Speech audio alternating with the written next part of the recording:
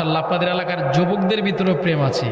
আমরা তো বিভিন্ন জায়গায় যাই, অনেক জায়গায় গেলে দেখি যুবকেরা খালি শর্টফট করে, পোলাপান তো খালি শর্টফট করে। ওই যে ফেসবুকে টানে, কে টানে? ফেসবুকে টানে, তো হোয়াটসঅ্যাপে টানে, কার সাথে চ্যাটিং করবে ওই চ্যাটিংয়ে টানে। আপনাদের এলাকার যুবকেরা মাশাআল্লাহ আলহামদুলিল্লাহ, আল্লাহ এই যুবকগুলোকে আল্লাহ ওলিউল্লাহ বানাও, আমিন বলেন। আরো জোরে বলেন আমিন। যুবকেরা ইসলামের অনেক অগ্র ভূমিকা পালন করেছে। যুবকদেরকে আল্লাহ রসুল পছন্দ করতেন। আর বেহেশতে যে যাবে সব যুবকেরা যাবে, সুবহানাল্লাহ।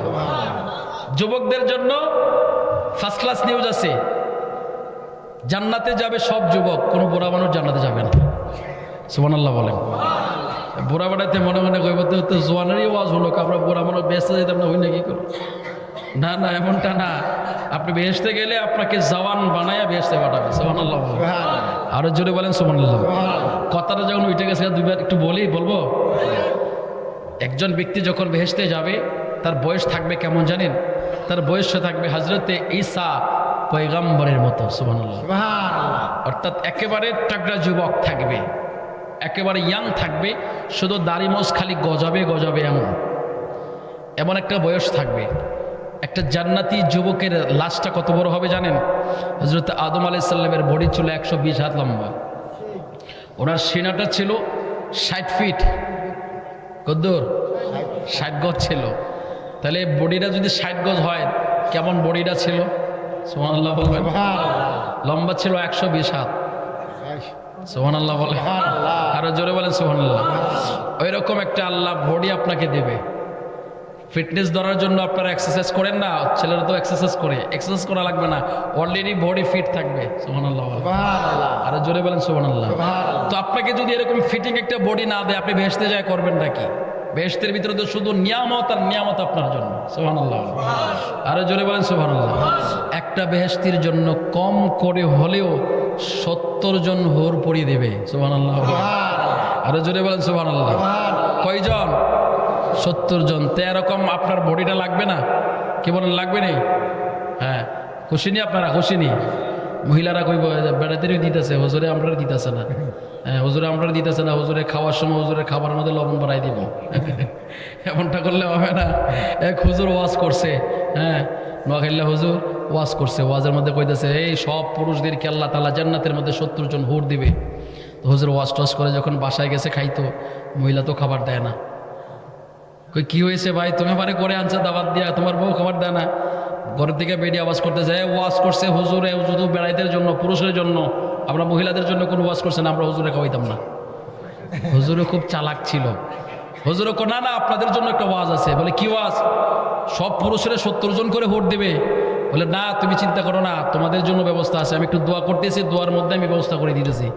বলে দোয়া করতেছে বেটা, আল্লাহ আজকে খাইছি তো দেলোয়ার মিয়ার ঘর, খাওয়াইছে খুব সুস্বাদু খাবার। ওই রকম একটা একজনের লোকের নাম উদাহরণস্বরূপ বলি আর কি, যে বলতেছে যে আল্লাহ অমুকের ঘরে খাবার খাইলাম, তাকে তুমি জান্নাতে 70টা হোর দিও, তার বউরেও তুমি জান্নাতের মধ্যে হুইরা দিও।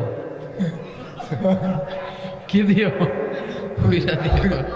না, আমি মা বোনদেরকে বলবো, আপনাদের জন্য আল্লাহ তাআলা জান্নাতের মধ্যে ফ্যাসিলিটি রাখবে, সুবহানাল্লাহ বলেন।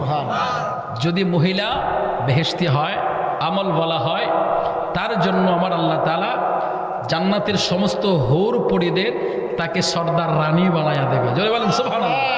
আরে জোরে বলেন সুবহানাল্লাহ।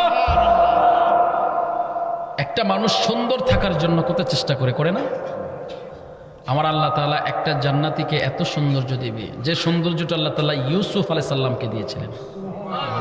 ইউসুফ আলাইহিস সালাম যে ঘরের ভিতরে থাকতেন, ওই ঘরের ভিতরে কোনো লাইট জ্বালানো লাগতো না, ওই ঘরটা এমনিতে আলোকিত হয়ে থাকতো।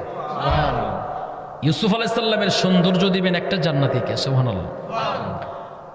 জান্নাতের মধ্যে সবচেয়ে ভেরি ভেরি ইম্পর্টেন্ট যেটা, সেটা হচ্ছে চরিত্র। সেটা কি? চরিত্র। মানুষ যতই সুন্দর হোক না কেন, যদি চরিত্র খারাপ থাকে, ওর দিকে মানুষ ফিরেও তাকায় না, বরং আরো থুতু নিক্ষেপ করে। কথা বলেন? এই বললাম, থুতু নিক্ষেপ করে। তাহলে চরিত্রবান মানুষ ফর্সা হোক কালো হোক, তার সম্মান সবার কাছে। কথা বলেন ঠিক কিনা? এই জন্য আমার আল্লাহ তাআলা পৃথিবীর মধ্যে, সৃষ্টি জগতের মধ্যে একজনের চরিত্রের সার্টিফিকেট দিয়েছে, সেটা হচ্ছে আপনার নবী আমার নবী। আল্লাহ বলেন ইন্নাকা লাআলা খুলুকিন আযীম, সুবহানাল্লাহ। আমার নবীর চরিত্রের ব্যাপারে আজিম বলেছেন, আমার নবী শ্রেষ্ঠ চরিত্রের অধিকারী। জোরে বলেন সুবহানাল্লাহ।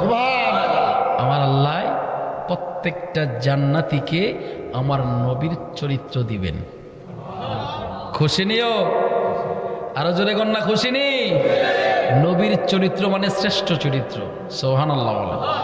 ওই নিয়ামত দিয়ে আল্লাহ জান্নাতে ভরপুর করে দিবেন। আমরা ওই জান্নাত চাই কি চাই না? তাহলে ওই জান্নাত যদি চান নবীর হয়ে যান, জান্নাত যদি চান নবীর হয়ে যান। নবীর যে হবে সে জান্নাতে চলে যাবে। মনে রাখবেন, আল্লাহর কোর্টে কেউ যদি আসামি হয় আমার নবী তাকে শাফাত করবে, ছুটায় নেবে। কিন্তু নবীর কোর্টের আসামি কে ছাড়াবে বলেন? নবীর কোর্টে যদি আপনি আসামি হয়ে যান আপনাকে কেউ ছাড়াইতে পারবে না, সাবধান। এই জন্য অপরাধ করছেন আল্লাহর কাছে। আল্লাহ বলেন ওয়ালাউ আন্নাহুম ইযলামু আনফুসাহুম জাউকা ফাস্তাগফিরুল্লাহ ওয়াস্তাগফার লাহুমুর রাসূল লাওয়াজাদুল্লাহ তাওয়াবার রহিমা। অন্যায় করেছো, অপরাধ করেছো, গুনাহ করেছো, আমার নবীর কাছে চলে যাও। আমার নবী যদি তোমার জন্য সুপারিশ করে আমি আল্লাহ তোমাকে ক্ষমাও করব, আমি আল্লাহকে দয়ালুও পাইবা। এই জন্য আমরা বলি গফুরুর রাহিম না